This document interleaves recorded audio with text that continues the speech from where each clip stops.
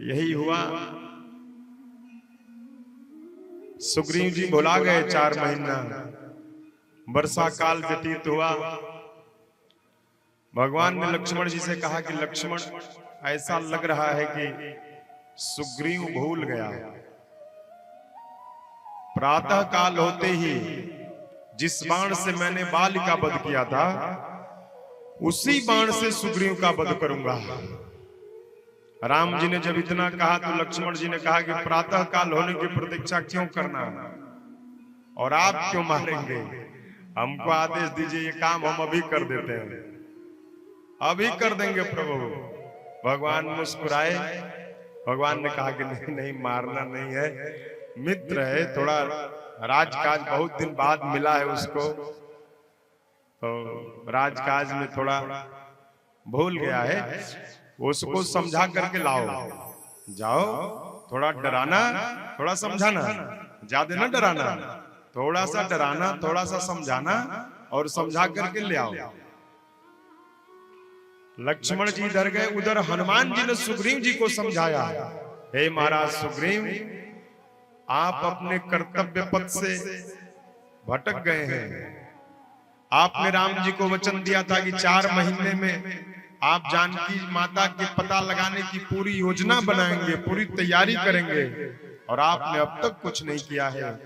आप एक बार भी भगवान की सुध लेने नहीं गए।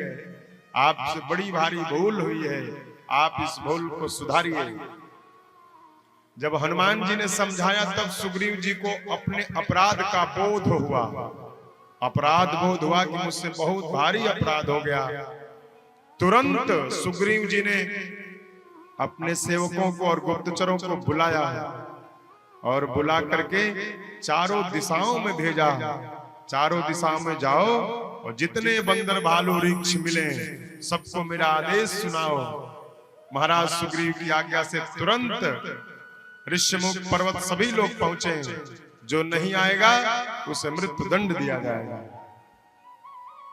ये कार्य किया सुग्रीव जी ने, सभी दूतों को पठाया हर दिशा में।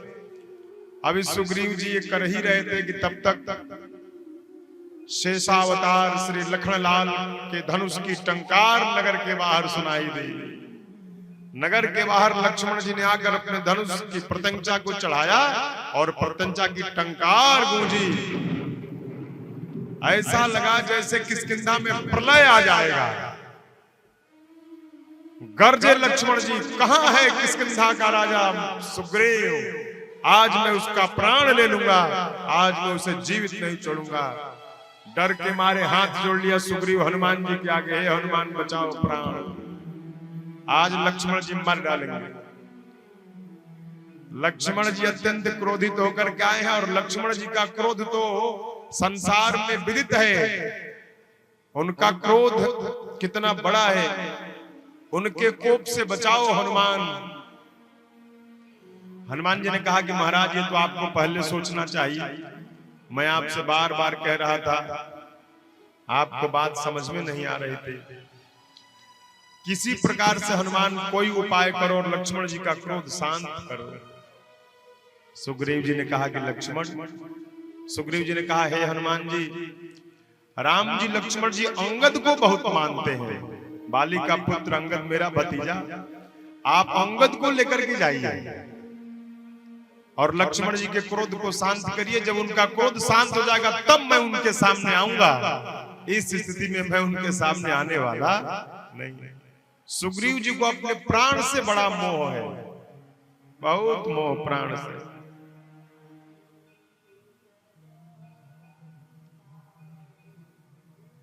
अंगद जी को लेकर के हनुमान जी आए और आते ही लक्ष्मण जी से कहा कि हे रघुनाथ जी के कृपा से परिपूर्ण लखनलाल जी, आप क्रोध न करिए। सुग्रीव को उसकी गलती का आभास हो चुका है और सुग्रीव ने कार्य प्रारंभ कर दिया है। हनुमान जी ने क्या कहा? क्रोध को शांत करिए लखनलाल जी। महाराज सुग्रीव ने सीता जी के पता लगाने की योजना पर कार्य प्रारंभ कर दिया है। लक्ष्मण जी ने सुना कि कार्य प्रारंभ हो गया है तो उनका क्रोध कुछ शांत हुआ। सुग्रीव आए, सुग्रीव चरणों में गिर गए लक्ष्मण जी ने क्षमा कर दिया। अंगद, सुग्रीव, हनुमान जी के साथ लक्ष्मण जी राम जी के पास आए। मॉनिटर बढ़ाइए थोड़ा।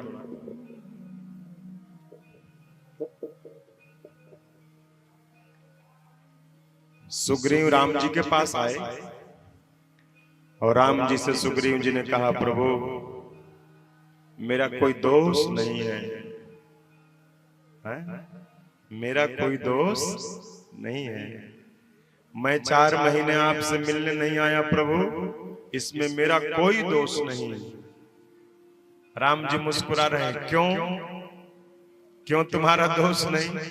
कहा कि प्रभु आपकी जो माया है ना, उस माया के प्रभाव के कारण ही मैं राज सिंहासन पर बैठा तो आपकी सुधि नहीं आई। आपकी माया के कारण ये पूरा संसार आपकी माया के प्रभाव में है, तो मैं संसार से अलग कैसे रह सकता हूं? आपकी माया ने ऐसा प्रभाव डाला मेरे ऊपर,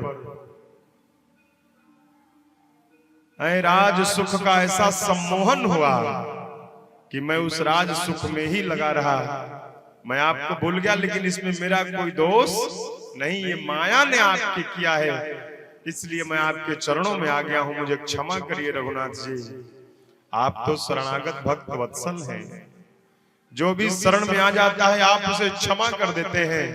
मैं भी आपके शरण में आ गया हूं, आपके चरणों में आकर के त्राहिमाम त्राहिमाम, हे शरणागत भक्त वत्सल, अपने स्वभाव के अनुरूप ही आप मुझे क्षमा कर देंगे, यह मुझे पूर्ण विश्वास है। राम जी ने सुग्रीव जी को क्षमा किया और क्षमा करके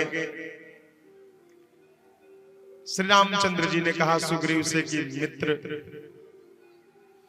4 महीने व्यतीत हो गया, वर्षा काल व्यतीत हुआ, अब जानकी के पता लगाने की योजना पर कार्य किया जाए।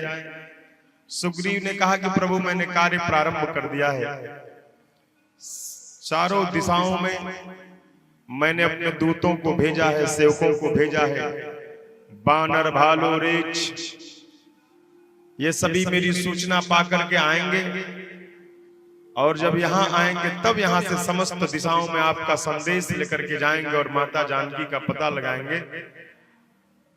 आप अकारण चिंता न करें प्रभु, शीघ्रातिशीघ्र हम सभी मिलकर माता जानकी का पता लगा लेंगे, आप विश्वास करिए।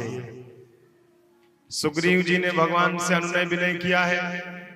कुछ समय व्यतीत हुआ, तब चारों दिशाओं से असंख्य बंदर वीर, बंदर भालू रीछ, ये असंख्य ऋषिमुख पर्वत पर आने लगे। इतनी संख्या में आए, इतनी संख्या में जिस संख्या की गणना करना असंभव। पदुम 18 जूथप बंदर, अरे महाराज 18 पदुम तो बंदरों के केवल सेनापति थे। सोचिए वो सेना कितनी बड़ी होगी। 18 पदुम, पदुम कितना होता है भैया? इकाई, दहाई, सैकड़ा, हजार, 10,000, लाख, 10 लाख, करोड़, 10 करोड़, अरब, 10 अरब, खरब, 10 खरब, नील, 10 नील, तब न पदुम। ठीक बानी ना? काजन बहुत दिन के पढ़ल, काजन भुलाई हो गई लोग। तो इतनी संख्या में केवल 18 पदम, केवल सेनापति। अब सेना कितनी बड़ी है? तो भगवान की सेना है। भगवान की सेना सामान्य तो होगी नहीं, ये राम की बंदरी सेना है, एकत्र हुई और सभी बंदर आकर के भगवान के चरणों में प्रणाम करते हैं। भगवान मुस्कुराते हुए आशीर्वाद देते हैं। जब सभी बंदर वीर एकत्र हुए, तब सुग्रीव जी ने सबको माता जानकी का पता लगाने के लिए समस्त दिशाओं में भेजा और ये कहा कि अगर 1 महीने के अंदर माता जानकी का पता लगा के नहीं आए तो किसी का प्राण मैं छोड़ूंगा नहीं, सबको मृत्यु दंड दे दूंगा। 1 महीने से ज्यादा अवधि लगी तब भी मृत्यु दंड दिया जाएगा, और जो बिना पता लगाए लौट के आएगा उसको भी मृत्यु दंड दिया जाएगा। जाना है तो बिना पता लगाए नहीं आना है। कार्य पूर्ण करके ही आना है। मृत्यु का भय दिखाया सुग्रीव जी ने, भय बिनु हो ही ना प्रिय। अनुशासन के लिए भय जरूरी है, भय जरूरी है कार्य की पूर्णता के लिए। हमारे जीवन में भय नहीं रहेगा तो हम अपना कोई कार्य पूर्ण नहीं करेंगे। समस्त दिशाओं में सारे बानर वीर भेज दिए गए। मुख्य मुख्य जो वीर बचे, जामवंत, अंगद, नल नील, श्री हनुमान जी महाराज और कुछ प्रमुख बानर वीर, इन सभी बानर वीरों को सुग्रीव जी ने दक्षिण दिशा की तरफ भेजा। कहा कि ये सामर्थ्यवान बंदर वीरों की टोली दक्षिण दिशा की तरफ जाए, क्योंकि अब तक जितने भी संकेत प्राप्त हुए हैं उन संकेतों में यही मिला है कि रावण दक्षिण दिशा की तरफ लेकर के गया है। तो संभव है माता जानकी दक्षिण दिशा में ही मिले। इसलिए सेना के जितने पराक्रमी बंदर वीर हैं, जामवंत जी के नेतृत्व में, हनुमान जी के नेतृत्व में दक्षिण दिशा की तरफ गए। तो दक्षिण दिशा की तरफ भेजा है। सभी लोग भगवान को प्रणाम कर रहे हैं, दक्षिण दिशा की तरफ जा रहे हैं। सबसे अंत में श्री हनुमान जी महाराज ने प्रणाम किया राम जी को। सबसे पीछे हनुमान जी ने प्रणाम किया, और जब हनुमान जी ने प्रणाम किया तो राम जी ने हनुमान जी को रोक लिया। हनुमान जी प्रभु, हाथ से मुद्रिका निकाली और हनुमान जी को दे दी। हे हनुमान, जानकी को ये मुद्रिका दे देना। यहां रहस्य है, उस रहस्य को बताऊंगा, ध्यान से सुनिए। राम जी ने कहा कि जानकी को ये मुद्रिका दे देना और जानकी से मेरा विरह बताना, जानकी से मेरा विरह बताना, और जानकी का संदेश लेके शीघ्र लौट करके आना हनुमान। राम जी ने हनुमान जी से कह दिया। राम जी ने और किसी से क्यों नहीं कहा? अरे भाई, इतने बंदर वीर गए माता जानकी का पता लगाने, हनुमान जी से ही क्यों कहा राम जी ने? क्योंकि राम जी जानते हैं कि जानकी तक हनुमान ही पहुंचेंगे और कोई जानकी तक पहुंचने वाला नहीं। क्यों? क्योंकि जानकी भक्ति है। जानकी क्या है? भक्ति है। और भक्ति तक कौन पहुंचेगा? कोई भक्त ही तो पहुंचेगा। और कौन सा भक्त पहुंचेगा? वो भक्त पहुंचेगा जिसने अपने देहाभिमान को समाप्त कर दिया हो, जिसका देहाभिमान, जिसका देह का अभिमान हम, जिसका हम समाप्त हो गया हो, जिसके देह का अभिमान समाप्त हो गया हो, जिसके ऊपर भगवान की कृपा हो, ऐसा ही भक्त भक्ति तक पहुंचता है और कोई भक्ति तक पहुंचता नहीं है। और भगवान का ये कहना ही इस बात का प्रमाण है कि हनुमान जी जानकी जी तक पहुंच जाएंगे। हनुमान जी क्या लेकर के जा रहे हैं? मुद्रिका। मुद्रिका पर क्या लिखा है? राम नाम अंकित अति सुंदर। मुद्रिका पर राम नाम लिखा है। अब इसमें समझने वाली बात है कि हनुमान जी राम जी को लेके जा रहे हैं, राम नाम लेकर के जा रहे हैं। कौन सा राम नाम? वो राम नाम जो राम से भी बड़ा है। कहो कहां लगी नाम बड़ाई, राम न सकहु राम गुण गाई। राम जी भी नाम के प्रताप को नहीं गा सकते, वो है राम जी का नाम।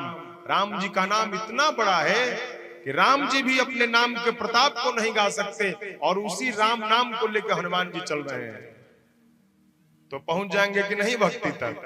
वो राम नाम ही हनुमान जी को भक्ति तक पहुंचा देगा। और राम नाम को हनुमान जी ने कहां रखा? हनुमान जी के स्वभाव के अनुसार हनुमान जी ने मुद्रिका को मुख में रख लिया। और मुख में क्या होना चाहिए? राम राम राम राम।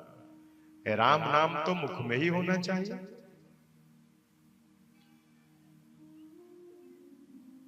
इसलिए हनुमान जी ने उस राम नाम वाली मुद्रिका को अपने मुख में रखा और भगवान के गुणों को, भगवान के चरित्र को, भगवान की कथा को हृदय में रखा।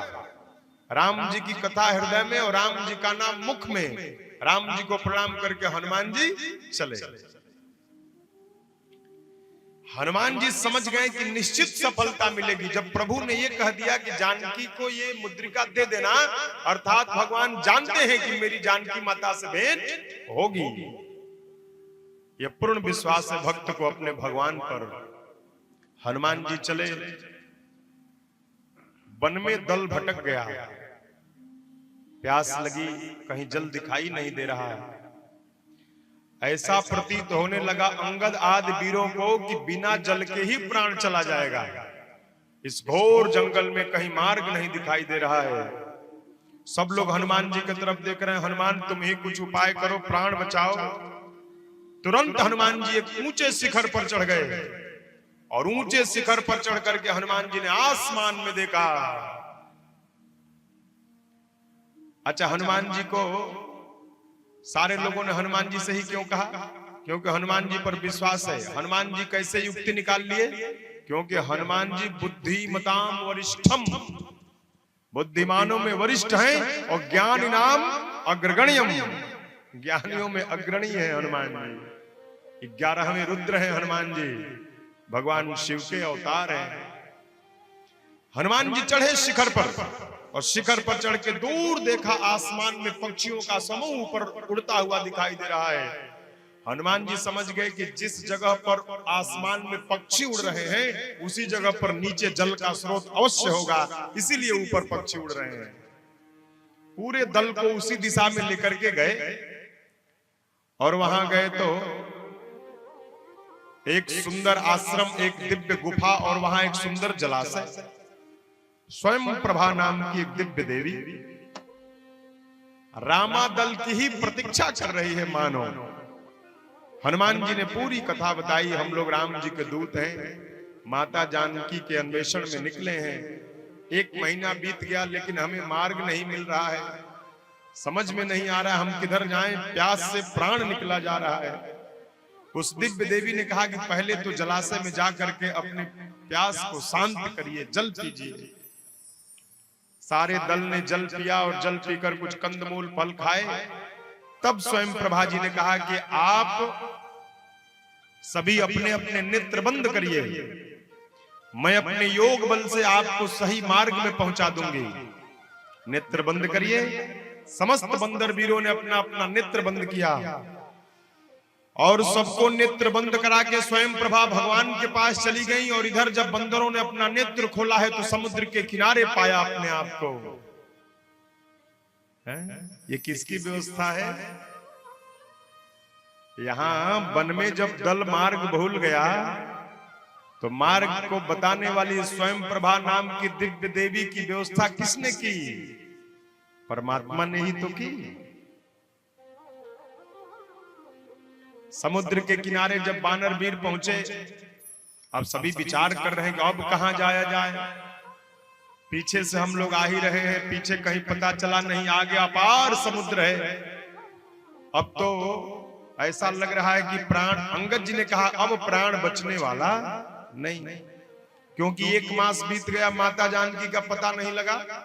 बिना पता लगाए वापस जाएंगे तो महाराज सुग्रीव मार देंगे, और यहां रहेंगे तो समुद्र में जाएंगे तो समुद्र, ये कहां प्राण किसी हाल में बचने वाला नहीं है। बंदरों ने ऐसी चर्चा की तो उसी समय एक गुफा से संपाति ने बंदरों की चर्चा को सुना।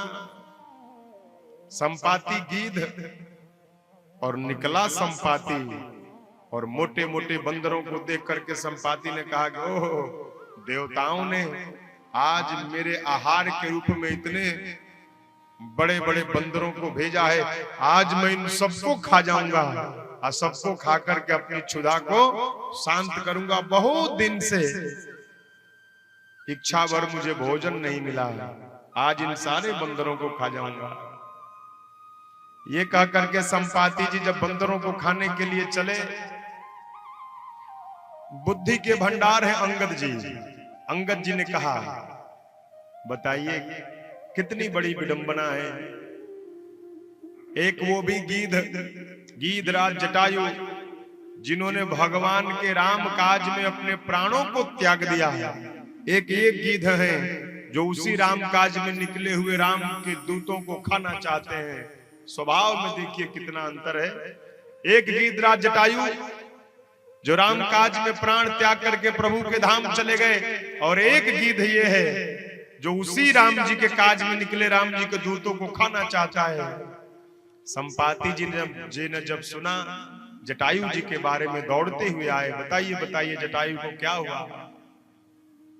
पूरी कथा बताया अंगद जी ने। रोने लगे संपाति। संपाति ने कहा कि जटायु मेरे बड़े भाई, मैं छोटा भाई, हम दोनों लोग एक बार सूर्य भगवान को ही खाने के लिए सूर्य की तरफ उड़ने लगे। जब युवा अवस्था थी हमारी, तो सूर्य को निगलने के लिए सूर्य की तरफ उड़ने लगे। जब नजदीक पहुंचे तो हमारे पंख जलने लगे। तो जटायु समझदार थे, जटायु वापस चले आए, और मैंने अपने बल के अहंकार में थोड़ी और नजदीक जाने की चेष्टा की, तो सूर्य भगवान की किरणों ने मेरे पंख को झुलसा दिया, और झुलसे हुए पंख के साथ मैं धरती पर गिरा। चंद्रमा मुनि के आश्रम में चंद्रमा मुनि ने मेरा प्राण बचा लिया और कहा कि समुद्र के किनारे जाकर के प्रतीक्षा करो, रामदूत से जब भेंट होगी तो तुम्हें नवीन पंख निकल जाएंगे, और उन नवीन पंखों की सहायता से तुम रामदूतों की सहायता करना। इतना ही तुम्हारा काम है, उसके बाद तुम्हारे जीवन का उद्देश्य पूर्ण हो जाएगा। अगर आप राम जी के दूत हैं तो मेरे पंख नए हो जाएंगे। हनुमान जी ने कहा कि हे गीधराज, हम हैं तो राम जी के ही दूत, राम काज में ही निकले हैं। और उसी समय संपाति जी को नवीन पंख निकल गए, और ये जब नवीन पंख निकले तो संपाति जी को पूर्ण विश्वास हो गया कि नहीं, ये सभी राम जी के दूत हैं, राम काज में निकले हैं। अब संपाति जी ने सहायता करने के लिए उड़ान भरी सागर के ऊपर। सागर के ऊपर उड़े संपाति। सागर के ऊपर उड़ने के बाद दूर से देखा, कहा गए वानर वीरों, मैं देख रहा हूं लंका में माता जानकी अशोक वाटिका के नीचे बैठी हैं। एक दिव्य देवी को देख रहा हूं, संभवतः वही माता जानकी हो। लंका जाना पड़ेगा। जो भी वीर 100 योजन समुद्र एक ही छलांग में पार कर जाएगा, वही लंका जा सकता है, नहीं तो बीच में डूब सकता है। जिस वीर के पास ऐसा सामर्थ्य हो जो एक ही छलांग में 100 योजन समुद्र पार कर जाए, वही माता जानकी का पता लगाएगा। संपाति जी ने कहा कि मैं तुम्हारी सहायता और करता, लेकिन अब तो वृद्धावस्था है, अब उतनी शक्ति नहीं है, नहीं मैं अपने पद तुम्हें बैठाता और लंका तक पहुंचा देता। जितनी सहायता मैंने की उतना ही कर सकता हूं, उससे अधिक नहीं कर सकता। लेकिन कितना बड़ा कार्य कर दिया संपाति जी ने। संपाति जी ने समुद्र की दूरी बताई, कितना दूर समुद्र है और कितना दूर एक ही छलांग में जाना है।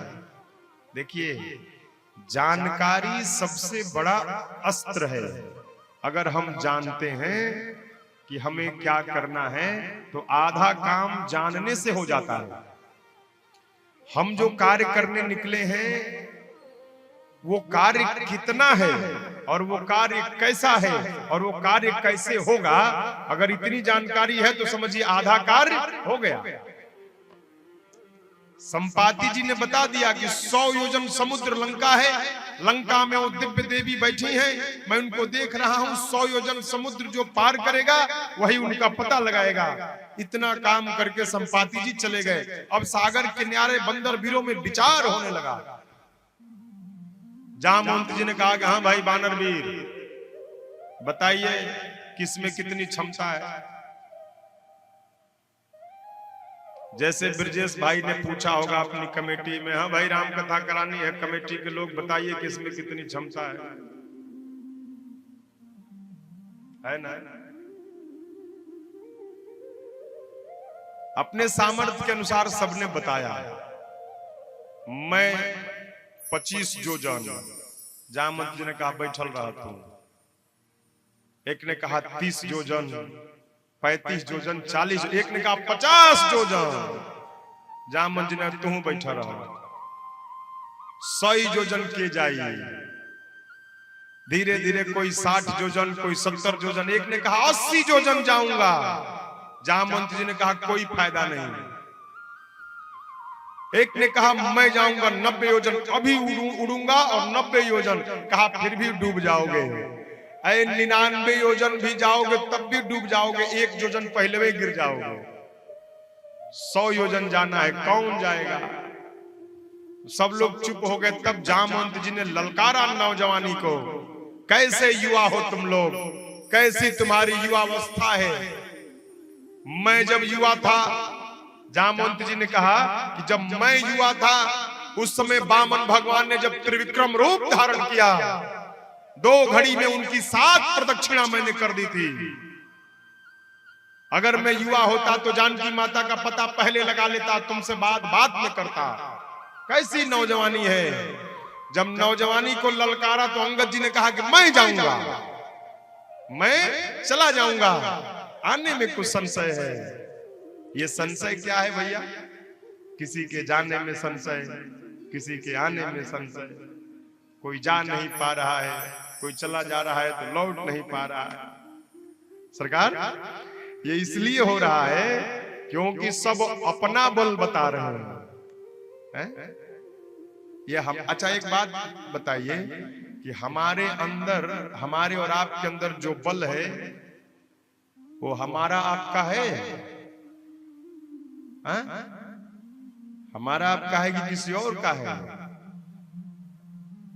ये बल हमारा आपका नहीं है सरकार, ये बल किसी और का है। जैसे ही वो यहां से आत्मा में बसा हुआ परमात्मा इसमें से निकलता है, वो सारा बल, वो सारा सामर्थ्य, वो सारा तेज 1 सेकंड में खत्म है।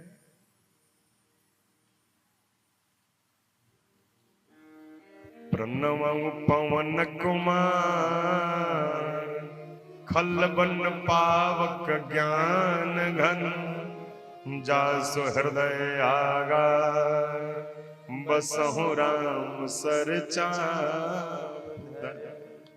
हनुमान जी के हृदय में जिस प्रकार राम जी धनुष बाण लेकर के रहते हैं, उसी प्रकार समस्त जीवात्मा के अंदर परमात्मा का वास होता है। कस्तूरी कुंडल बसे मृग ढूंढे वनमा। परमात्मा आपके हमारे अंदर है। हम मंदिरों में ढूंढ रहे हैं, तीर्थस्थलों में ढूंढ रहे हैं। क्यों? क्योंकि हम किसी ज्ञानी गुरु के शरण में जाकर के इस भेद को जानने का प्रयास ही नहीं करते कि परमात्मा हमारे अंदर है, और हमारे अंदर है तो मिलेगा कैसे। ये कौन बताएगा? ये संत भगवान बताएंगे, ये गुरुदेव भगवान बताएंगे, ये ग्रंथ भगवान बताएंगे कि परमात्मा हमारे अंदर है, कैसे मिलेंगे। सभी वानर वीरों ने अपना अपना बल बताया। जामवंत जी समझ गए कि ये सब जाने वाले नहीं हैं, अथवा ये समझिए कि ये जा नहीं पाएंगे। एक निवेदन करूं, जो भी अपने बल का बखान करता है वो काम करने वाला नहीं होता। अथवा यूं कहिए कि जो अपने बल का बखान करता है उससे काम होने वाला नहीं है। जो काम करने वाला होता है वो अपने बल का वर्णन नहीं करता। कौन काम करेगा? हनुमान जी। हनुमान जी क्या कर रहे हैं? श्री राम जय राम जय जय राम, श्री राम जय राम जय जय राम, श्री राम जय राम जय जय राम, श्री राम जय राम जय जय राम। हनुमान जी श्री राम जय राम कीर्तन कर रहे हैं। वहीं पर यहां जामवंत जी सबसे पूछ रहे हैं, थोड़ी दूर पर बैठ करके हनुमान जी कीर्तन कर रहे हैं। अब जामवंत जी की दृष्टि हनुमान जी की तरफ गई। अब हनुमान ही ये काम कर सकते हैं, लेकिन हनुमान तो भगवान के भजन में खोए हुए हैं। श्री राम जय जय राम, श्री राम जय जय राम, श्री राम जय जय राम, श्री राम जय जय राम। जामवंत जी हनुमान जी के पास गए और हनुमान जी के पास जाकर के जामवंत जी ने कहा, कहीं रेच पति सुन हनुमाना, कहीं रेच पति सुन हनुमाना, का चुप साधी रहे बलवाना, का चुप साधी रहे बलवाना। हनुमान जी के बल का वर्णन किया। क्या किया? हनुमान जी के बल का वर्णन। जामवंत जी ने सोचा इनकी प्रशंसा करूंगा तो ये भजन से बाहर आ जाएंगे, जब इनकी प्रशंसा करूंगा तो ये भजन से बाहर आ जाएंगे, इसलिए प्रशंसा किया। कहे रेच पति सुन हनुमाना, कहे रेच पति सुन हनुमाना, का चुप साधी रहे बलवाना, का चुप साधी रहे बलवाना। पवन तनय बल पवन समाना, पवन तनय बल पवन समाना। है बुद्धि विवेक विज्ञान निदाना, बुद्धि विवेक विज्ञान निदाना।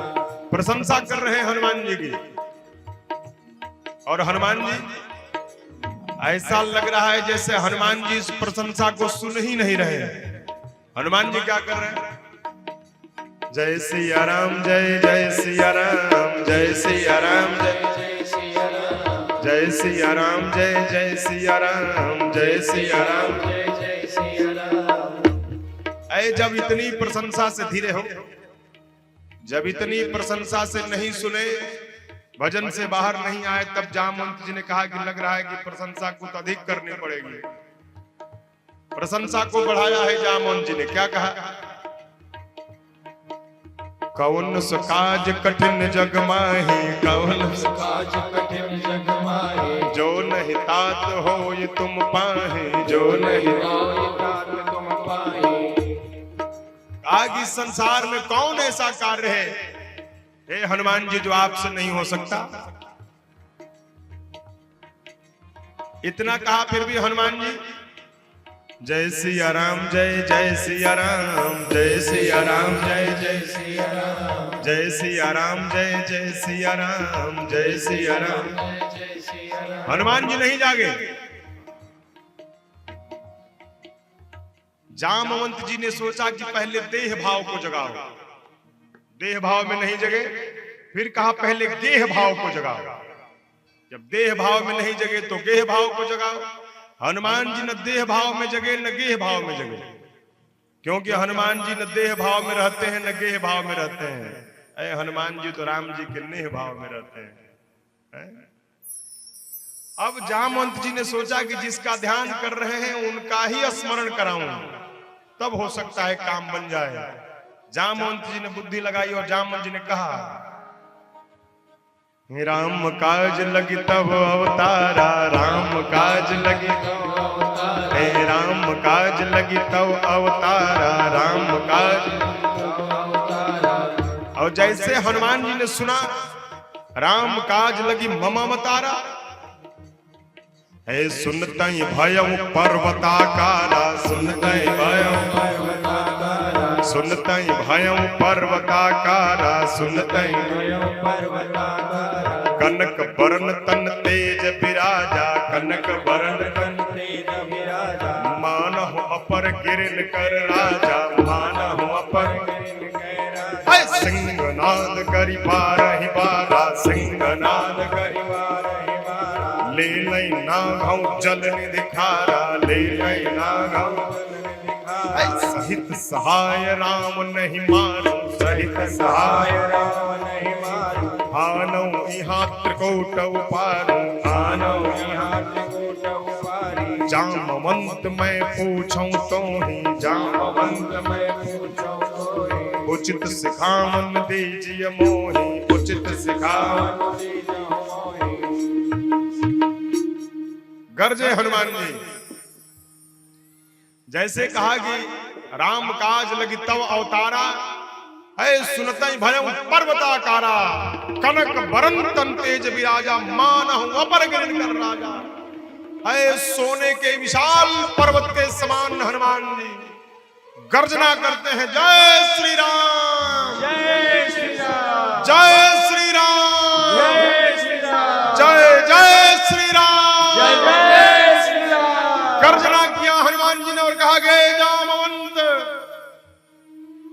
अभी कहो तो लीला लीला में खेल खेल में इस समुद्र को लांग जाऊं, इस खारे जल के समुद्र को खेल खेल में लांग जाऊं,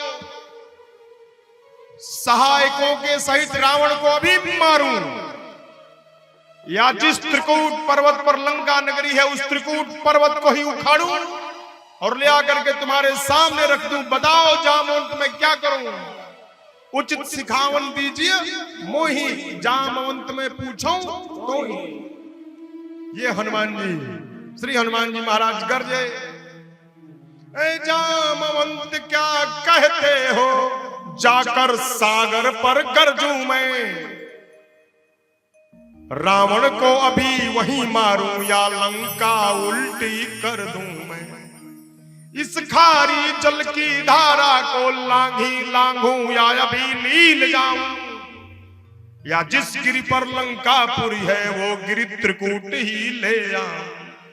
सौगंध पूर्वक कहता हूं, जो कहता हूं दिखलाऊंगा, अपनी माता श्री सीता को राघव से अभी मिला दूंगा।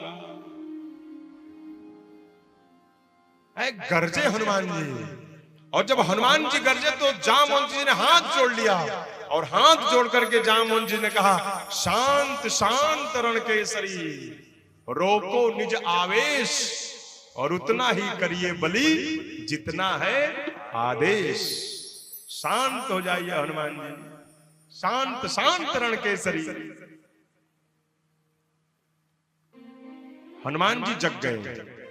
अब यहां एक विचित्र बात समझिए, हनुमान जी कहां जगे, इसको ऐसे समझिए, मान लीजिए एक बहुत बड़ा मकान है जिसमें बहुत सारे कमरे हैं, उस मकान में कोई व्यक्ति सो रहा है, किस कमरे में सो रहा है पता नहीं है।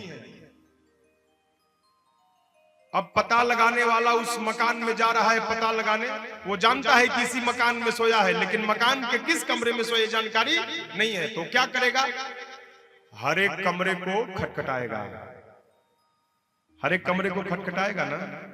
तो क्या हर एक कमरे को खटखटाने से वो आदमी जाग जाएगा? नहीं, वो किस कमरे में जागेगा, जिस कमरे में होगा उसी कमरे में तो जागेगा। जामवंत जी ने भी हनुमान जी के बहुत सारे कमरों को खटखटाया, पहले उनके बल को जगाने का प्रयास किया, फिर उनके पिताजी के बल को स्मरण दिलाया, फिर उनके अद्भुत प्रतिभा का स्मरण दिलाया, ये बहुत सारे कमरों को खटखटाया, इनमें हनुमान जी नहीं रहते।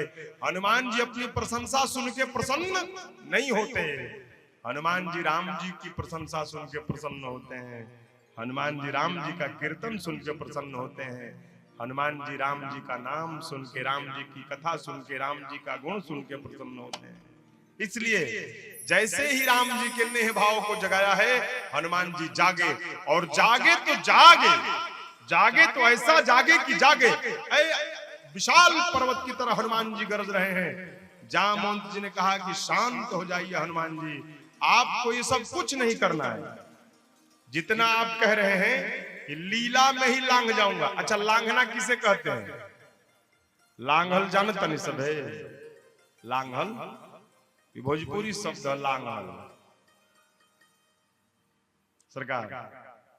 कूदना, कूदना ये दूसरी क्रिया है, फांदना ये दूसरी क्रिया है, लेकिन लांघना ये दूसरी क्रिया है। कूदने और फांदने में बल लगता है, कूदने और फांदने में बल लगाना पड़ता है, लेकिन लांघने में किसी रेखा के इधर एक पांव और रेखा के उधर एक पांव रख दीजिए और पार हो जाइए, लांघ गए। हनुमान जी ने कहा कि खेल खेल में लांघ जाऊंगा, अर्थात जिस तरह से आसानी से बच्चे कुछ भी लांग देते हैं, उसी तरह समुद्र को लांग जाऊंगा।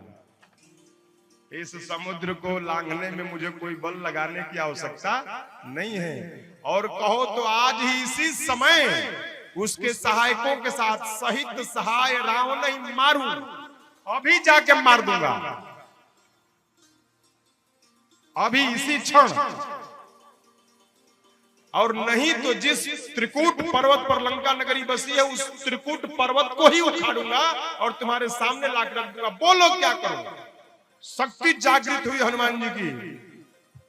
जामवंत जी ने कहा, अरे ऐसा आपको कुछ नहीं करना है, राम जी ने जितना कहा है उतना ही करना है। इतना करो तात तुम जाइए, आपको इतना ही करना है कि सीता ही देख कहीं सुधी आई। आप जाइए और जानकी जी को देख लीजिए कि जानकी जी लंका में है कि नहीं, और है तो लंका के किस भाग में है, और उसके बाद केवल देख के चले आइए और आकर के राम जी को बता दीजिए। इसके आगे का जो भी काम है वो स्वामी करेंगे, वो प्रभु करेंगे। आगे का कार्य भगवान का है, भगवान जैसा कहेंगे हम लोग वैसा करेंगे। जितना काम दिया जाए उतने करिए। ये जामवंत जी की सीख में एक सूत्र छिपा हुआ है कि जितना जिसका काम है उसको उतना काम करना चाहिए।